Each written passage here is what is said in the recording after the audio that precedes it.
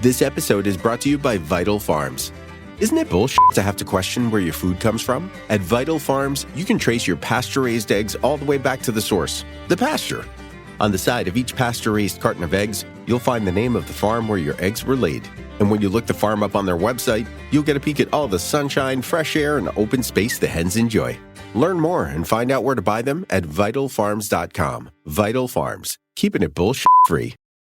It's obvious. The unthinkable continues. Most Americans know something very wrong is happening. People in charge keep telling you that everything's fine and to stop noticing. But you know better. That's why self-reliant folks are investing in emergency food storage. You should too. My Patriot Supply, the nation's largest emergency preparedness company, are the ones you can trust. Go to mypatriotsupply.com and secure their best-selling 3-month emergency food kits. Each contains tasty breakfasts, lunches, and dinners averaging over 2,000 calories per day. Save $200 on each 3-month food kit you purchase. My Patriot Supply also sells solar generators, gravity-powered water filters, off-grid room heaters for when the power goes out, heirloom seeds, and survival gear. Order by 3 p.m. and your items ship that same day and arrive quickly on your doorstep in unmarked boxes. Go to mypatriotsupply.com today. Time is running out to prepare for what's coming. mypatriotsupply.com.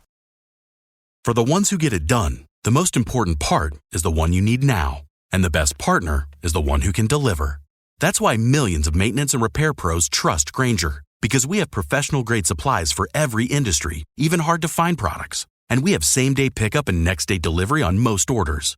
But most importantly, we have an unwavering commitment to help keep you up and running. Call, click Grainger.com, or just stop by. Grainger, for the ones who get it done. LinkedIn presents. Welcome to the Human Capital Innovations Podcast. We're your source for personal, professional, and organizational growth and development, where we share original research, explore industry trends, and interview executives and thought leaders from across the globe. We hope you join us often for practitioner-oriented content around all things related to leadership, HR, talent management, organizational development, and change management. Maximize your personal and organizational potential with Human Capital Innovations Podcast.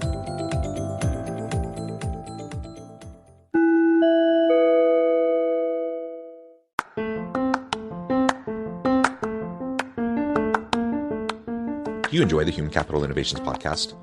Enjoy ad-free listening by going to the Patreon page, and please consider contributing even at the producer or sponsorship level. And please leave a review. Thank you for your support.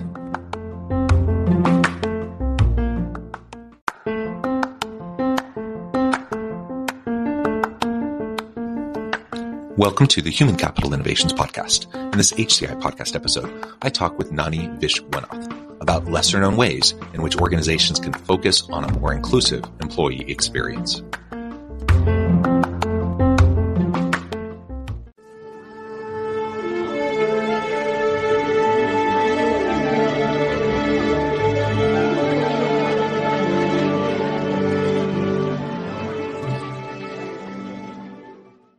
Nani Vishwanath, welcome to the Human Capital Innovations Podcast. Thanks so much. I'm so happy to be here. It is a pleasure to be with you. You're joining us from the Seattle area. I'm south of Salt Lake City in Utah. And today we're going to be talking about lesser known ways in which organizations can focus on a more inclusive employee experience. Of course, we talk about diversity, equity, inclusion, and belonging a lot. That's gained more traction over the last several years, over the last decade. But I think many leaders are still wrestling with how they can actually go about engaging in this space. There's still a lot of nervousness around engaging in the space. So I'm hoping today, as we have this conversation, perhaps we'll provide the audience with a few tidbits and nuggets that are perhaps a little bit different than the way you thought about it before, and give you something that you can take away and try within your teams and within your organizations. As we get started, I wanted to share Nani's bio with everybody. Nani Vishwanath is a dynamic consultant, speaker, educator, writer, and marketer in the diversity, equity, and inclusion space. She works with an organization called the Courage Collective, which brings a focus to more inclusive employee experiences. She has been deeply involved in social change work for the last 10 years, with experience ranging from higher education to tech and retail sectors. Her personal mission is to elevate the voices of the unheard, and she has developed a way for working that centers the perspectives of historically excluded communities. Nani is passionate about developing empathy-based conversations that push past the status quo toward real and sustained change. She is also a proud first-generation American with South Asian roots and is a working parent as well. And I could go on. She's been published many places as a real thought leader in the space. Nani, anything else you would like to add or highlight for the audience before we dive on in? That was a great summary. Thanks so much for sharing. Yeah, you bet. All right. Well, let's go ahead and lay the groundwork now. You've been working in the social change space and particularly within the diversity, equity, and inclusion space now for quite a while. What got you into this work? It can be a fraught work. It can be at times, overwhelming. It can be a heavy work to be a part of. So what got you into it, and what has helped sustain you to be an advocate in this space?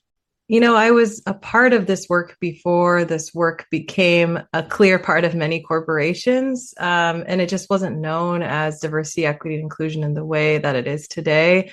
My education was in the higher education space, a lot of focus on social justice, but really was about who are these places designed for? What are these systems really hoping to perpetuate? And who are they leaving out in the equation?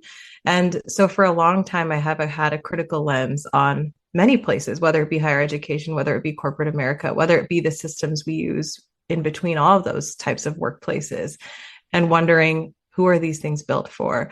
Now, of course, in 2020, I was at a tech company working in HR, trying to grow some diversity and inclusion efforts from the ground. Many folks like myself do this on top of their day job because there wasn't resourcing or budget to really support DEI efforts in a workplace. So I was pushing some work from the ground up, trying to build a strategy on top of my day job, leading an employee resource group.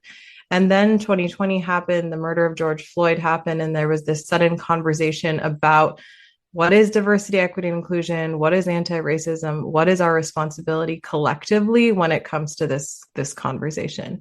And I suddenly realized that what I wanted to do was what I'd always wanted to do all along, was create cultures where people really felt like they could be seen, heard, and feel like they truly felt like they belong. And the conversation in 2020 sort of galvanized me and others to jump into that more actively. And so I started to think about opportunities to really lead that conversation rather than pushing it up a hill. Where were ways that we could actually create cultures of belonging, where diversity and inclusion was prioritized from the jump? And so I had the pleasure of joining my colleagues at the Courage Collective, where we truly believe in the power of empathy and the power of inclusion, and work with companies ranging from small startups to large Fortune 500 organizations to bring that to the center of their work as well. And it started with a few clients. It's grown quite a bit since then. And then you asked what keeps me in it. It's just that overarching commitment to helping people feel seen and heard. You mentioned my personal mission statement is about elevating the voices of the unheard. That's it for me. And having been one of the only in many workplaces that I'm in, and many situations that I'm in, I know what it's like to not be heard. And so there's a personal commitment as well. Yeah, 2020 was a big hot mess, wasn't it? In addition to all the COVID stuff and all the political divide that was related to it, but you had all of the social unrest. You had George Floyd and all the conversations around that. And I am, on the one hand, I'm very pleased to see that the conversations have been pushed into more organizations because of these types of incidents. But we're still a long way off from actually making a meaningful impact in these organizations to truly create an inclusive culture, a culture of belonging. And the Courage Collective, I just find that name intriguing because I do think this space, to navigate in this space willfully, takes quite a bit of courage. Maybe talk just for a minute a little bit more about that and and what kind of courage you feel it takes for, people like me, a straight cisgender white dude, versus other marginalized populations, people of color, LGBT, whatever, the category, why is courage an important component to this? Yeah, I see courage as integral from all the levels, from a personal level, from an institutional level, from a societal level. What we are doing right now is hoping to turn over centuries of oppression and systems that were built with only a few people in mind for success. And so it takes courage to tackle that. It takes courage even to confront that. And so, from a personal level, for folks to think, how did I get where I am? And why is that? And is that potentially to do with my identities, or the fact that how an American workplace is built is for me to thrive potentially, and for others to find themselves on the margins? And so it takes courage to, one, recognize that in yourself, to build awareness about your context and your surroundings, and then what you're going to change. And I think one of the things we really saw in 2020 was a lot of companies approach the conversation from a place of fear and from a reactive standpoint. It was not necessarily, okay, we're in this for the long haul, and we're probably not going to see change or any impact to our bottom line or even our numbers in the next year, 5 years, maybe even 10 years. That takes courage to say, we're in it, we're going to sit with the mess, and we're going to work through it, because what we're doing is undoing centuries of harm, right? It's not going to turn around right away. But when companies came from this place of fear and reactivity, people burn out. The long-term effectiveness is less impactful. Yeah, and that really is a big piece of this. You were talking about your own experience in the past, where you're doing your normal day job, and then because you're a woman of color, you're kind of expected to then be the one that everyone turns to, or to be the advocate, or to be the one pushing initiatives, or to really spin up these types of strategies and approaches within organizations without funding, without extra support. It's no wonder people burn out. It's I can only imagine it's got to be incredibly exhausting. I find it exhausting, and I am the guy sitting here with all the privileges that make life more comfortable for me.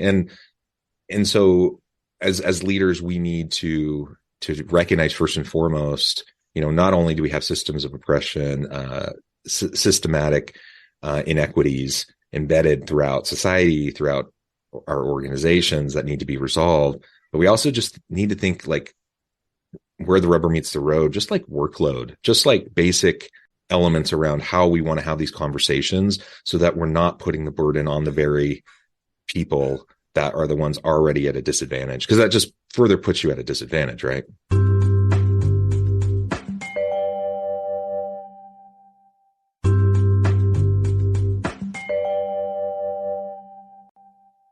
Totally, totally. The thing I would love to see more leaders do is own when their strategy or their plan didn't work. And what we're doing in the world of diversity, equity, inclusion, and more broadly, the employee experience, we're at a really interesting inflection point societally as it comes to the world of work. And we're doing a lot of building from scratch and trying new things. And just at the base of innovation, there will be failure. And I would love for more leaders to take the courageous attempt of saying, we tried this, it didn't work. Or we had our employee resource groups lead our DEI efforts because we thought they cared so much. But what happened was then all of the efforts went on those most marginalized, and they burned out. So we are reevaluating our process. Or this was our initial goal when it came to DEI, but it's not actually what we want to do. So we're going to pivot. Let's talk about that more. I think there could be so much learning in that human piece that we often miss. Yeah, and I guess we've already started to touch on it, but what do you see as some of the biggest pitfalls that organizations, well-intentioned leaders, well-intentioned organizations end up stepping in, these potholes along the way? What are some of the biggest ones? And then how do we go about addressing them, acknowledging them, and rectifying them, especially when, traditional notions of leadership is don't show weakness, don't, apologize, blah, blah, blah. Like, if that's our culture and our mentality, it makes it even harder to pivot and to recognize when things didn't go well, or to at least acknowledge it, to be able to move in a different direction. So again, what are some of the biggest pitfalls that you've seen, and how can we really encourage leaders to own it and to use it as a learning opportunity to grow into this space? Yeah, absolutely. I think just fundamentally, leaders will have to lean into that vulnerability. I saw a recent study that 40% of Gen Z, employees are looking for accountability and transparency when it comes to leadership. They're looking for leaders to own when they messed up. And I think that will just become more of the ask in the common workplace. And so it's an exciting time, but it's a scary time because, to your point, for a long time, that was seen as failure, right? For leaders to show that vulnerability. In terms of common pitfalls when it comes to diversity and inclusion, a few that come to mind. One, I think when leaders haven't actually taken the time and space to make a personal connection to the why. We often just say, yes, X company, we care about diversity and inclusion. It's imperative to our culture, some sort of statement. But there hasn't been that time and space to actually think about it. Why? Why is that important to your organization? Why is it important to you as a leader? When that can be built, and it can be a number of different reasons, it will be much more authentic. And it might sound so simple, but so many people miss that step. And that trickles down to the frontline employee who feels like their company doesn't care about diversity and inclusion because they feel that inauthenticity. They feel that lack of connection. So that's one piece. Another piece is... Can I just comment on that real quick? One thing that frustrates me that I hear, I on the one hand, I get it. I get when you're disrupting the status quo, those who are in positions of power and privilege feel threatened often, right? And so I've seen lots of organizations where you have, the straight white dudes who are all feeling all of a sudden like they're the ones with people coming after them. Like, no, we're just trying to, equalize opportunity and give everyone a fair shake. But so on the one hand, if the organization and leadership doesn't have a clear why and they don't articulate that well, it does two things. It does what you just described, like those people who are from those marginalized groups, they don't feel like it's authentic. They don't really, so it's not going to have the impact you're going for anyways. But also, the other group, the group that has the privilege, that feels like they are the ones having to give something up. They also don't understand the why. And so then they start to spin notions of, whatever, I don't know, whatever rhetoric you want to use to try to explain away these types of things and say, oh, it's just a PR thing or whatever. And so they don't buy into it the same way that they should. And ultimately it's just not going to be impactful because there's no clear articulation of that vision of what you want and are aspiring for and the why behind it. So that why, it truly is very important. It's so important. And I think we just have a tendency societally to put things in a binary. You're either the good guy or the bad guy, or you're the one being impacted or you're not. But truthfully, when we can really look at cultures of inclusion, they benefit all of us, even those of us who are closest to power or privilege. We too have had to be conforming and changing just based on our norms and status quo in society. And so when we can get people away from this mindset of, I have to give things up, or this will negatively impact me, to instead, this could collectively make our experience better, that can lessen some of that shame, defensiveness, and guilt and move towards progress. Yeah, it's the difference between a fixed mindset versus a growth mindset. A zero-sum game, fixed pie versus let's expand the pie. Let's create more opportunity for everybody. And that's a hard thing for some people to wrap their heads around. But yeah, if we can get there, it can make all the difference.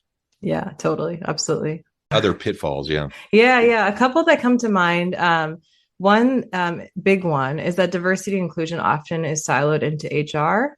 At a lot of organizations that do have DEI, it's still not entirely common. Maybe there's be one person, or it will be, like I said earlier, of a set of volunteer roles. It gets put into HR and then kind of siloed into two main tracks, one being around recruitment. And it often becomes really tethered to a quota or some sort of percentage that they're looking at for people of color or other marginalized identities. We can already see the pitfalls that will happen there when that becomes the focus. And the other track that often gets elevated is around maybe a one-off education, like a unconscious bias training or a DEI 101 that they'll put people through. There's plenty of evidence to show that that doesn't work, right? It's not going to change. It's not going to change cultures. Where we see cultures actually change and evolve is when diversity and inclusion is integrated throughout the business. So we're not just talking about HR. We're talking about your product design and development. We're talking about your marketing strategy. We're talking about your supplier and how you get your suppliers. We're talking about even your finance goals and how you set out your strategy. All of that has elements of who gets to thrive, who doesn't, who's this for, who's this not for. And when companies can really embrace that, then you can see a change. But it's so common for folks to not see it as an enterprise-wide focus, but just one silo into HR. Yeah, and just as an example of that, I've actually shared this example on previous episodes of the podcast, but it's suited to bring up now again. I've seen organizations when they're trying to pull DEI stuff into the recruiting process and the hiring process. There's lots of good things you can do there and that you should do there for sure. But if you're kind of giving a surface level approach to all of this, what ends up happening is oftentimes you end up disproportionately putting the burden back on individuals from those marginalized groups. Yes. So I'm thinking one particular organization where they had a huge gender imbalance and inequities throughout the organization. And so they made this blanket requirements that all hiring committees now would have to be chaired by a woman, that women had to make up, if at least half, if not more than half of the hiring committee. Now on the surface, that sounds great, especially when you've had women without a voice over a long period of time. But remember, this particular organization is disproportionately male already. Right. So that means you have a very small number of women who now have to basically lead out on every single search. Yeah. Absolutely. And the tremendous amount of workload that goes along with that. So the intention was good. The intention was give women a voice, allow them to be involved in the process, and hopefully that will lead to more female hires. Of course, the negative outcome of all of that was you're burning people out because you're just churning through people, a limited number of people who have to do all the heavy lifting, which also then disproportionately negatively impacts them for things like promotions and other advancement opportunities, because they're overburdened doing all this stuff instead of working on other projects and doing other things that might be able to further their career. So we just got to be super careful about that. But when you start to get beyond some of those just very specific tactics and you get into more of a holistic systemic strategy around embedding it into all areas like you were talking about, then you can start to recognize those perhaps the unintended consequences that might come from certain policy decisions that you're making, right?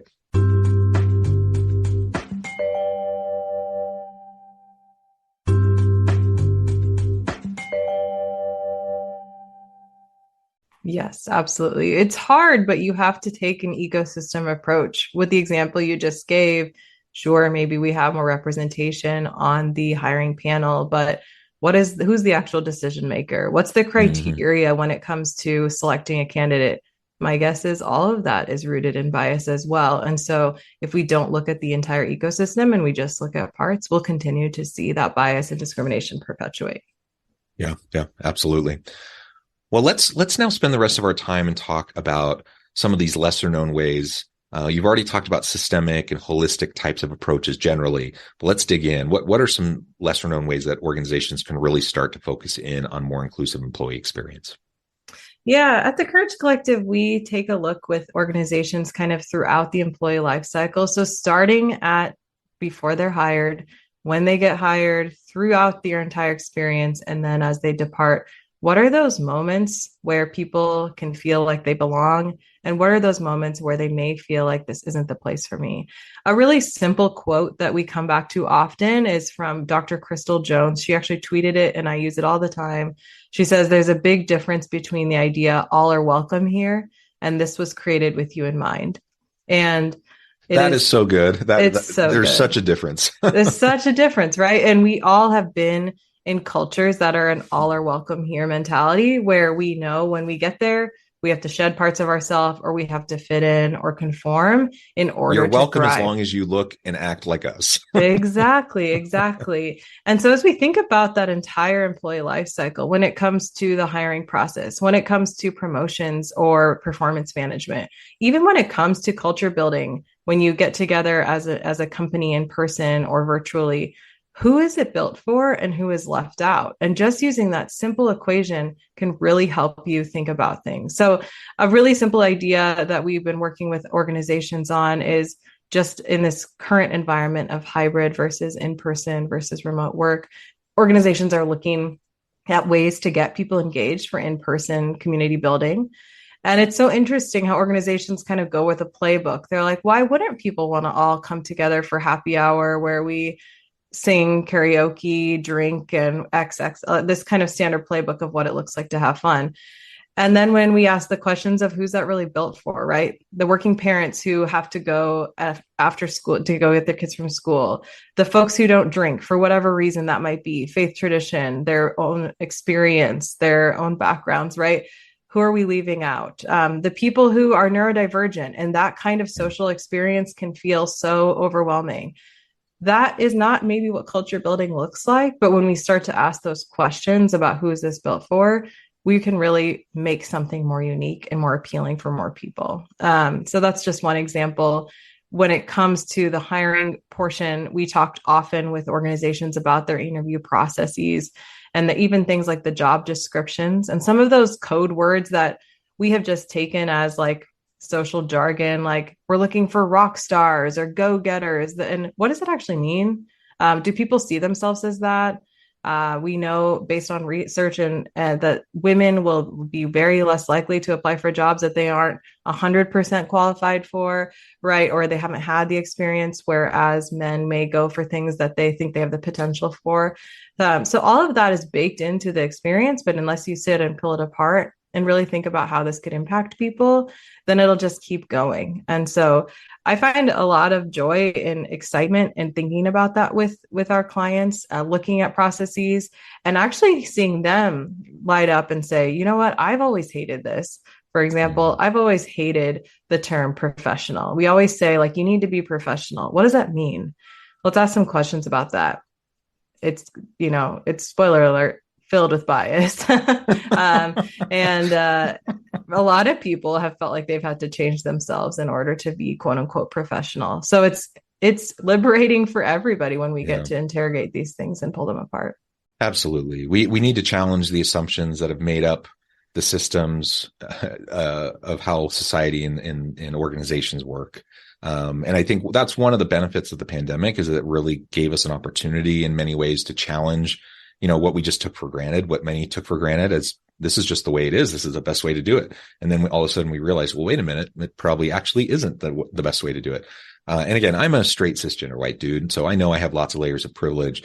But even with those privileges, I've had experiences where I've seen, like you said, creating a culture of inclusivity and belonging benefits everybody. Mm-hmm. I've had experiences where I felt excluded. I'm a family man. I have 6 children. Mm-hmm. I've been explicitly told, I've been passed over for promotions because I'm too much of a family man, mm-hmm. Or whatever, or they're, like you said, happy hour or whatever. I don't drink. I have a family. I'm going to go to work. I'm going to do my best at work. I'm going to hit it hard. I'm going to do great stuff. I'm going to collaborate with people. But guess what? I'm not going to spend all night going out to a bar and hanging out with people because I have a wife and kids and I want to spend time with them.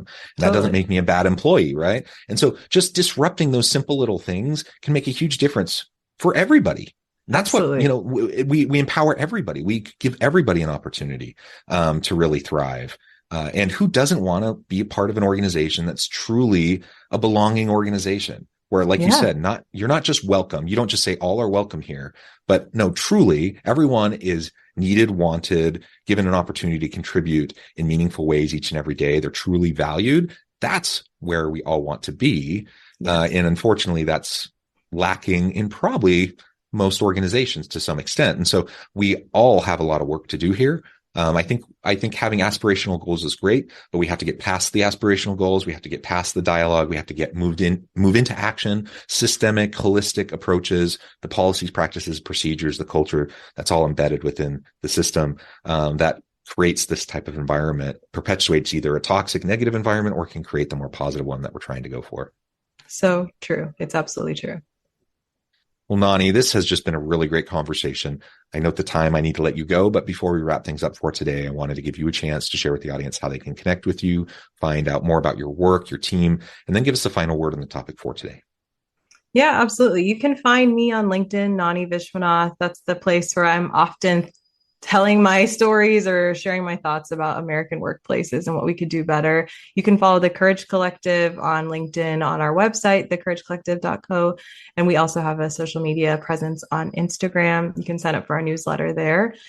A final word about the topic. I think a lot of times when people hear diversity, equity, and inclusion, subconsciously it puts up walls, defensiveness, and people get kind of prepped for this really heady academic conversation where they feel like they need to prove something. But what if we pivoted this to something more human, to something where actually we felt invited to a conversation to change things collectively, not to prove anything, just to make things better for all of us. So I invite people to think about what your own personal reaction is to the topic and try to think about one that's more human-centered. I love it. I love it. Human-centered diversity, equity, inclusion, and belonging efforts. I think every organization needs it. I think every leader has some opportunity to do some self-reflection, some soul searching. Nani, it's been a real pleasure. I encourage the audience to reach out, get connected, find out more about what you can do for them. And as always, I hope everyone can stay healthy and safe, that you can find meaning and purpose at work each and every day. And I hope you all have a great week.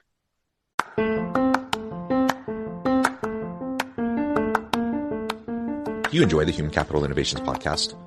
Enjoy ad-free listening by going to the Patreon page, and please consider contributing even at the producer or sponsorship level.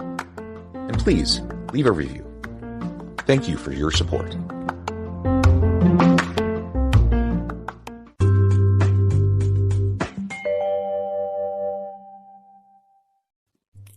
Thanks again for joining us for this episode of the Human Capital Innovations podcast.